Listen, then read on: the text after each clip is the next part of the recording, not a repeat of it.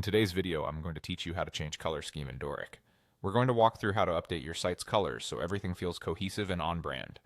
This is perfect if you've just finalized a palette or want to refresh the look of your site in a few clicks.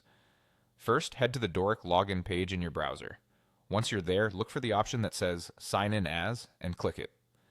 When the account chooser opens, select your Google account to proceed. After you're signed in, you'll land on your Dorik dashboard. From the dashboard, find the site you want to update and click Edit Site. That opens the site editor, where we can make changes that apply across your entire project.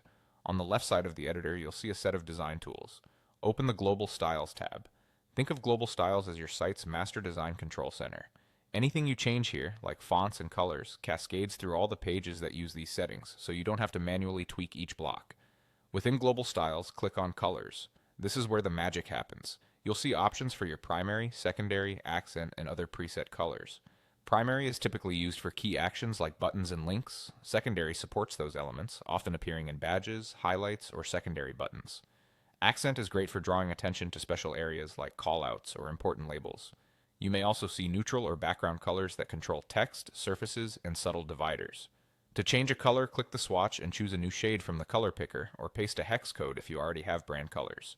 As you make changes, watch the preview to see how they ripple through your sections, buttons, and text. This live feedback helps you fine-tune without guesswork. A quick tip for readability: ensure strong contrast between text and background. Dark text on a light background or light text on a dark background usually works best.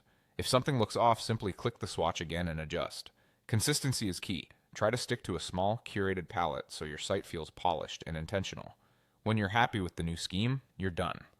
Those color updates are now part of your global styles and will stay consistent across your pages and components that reference them.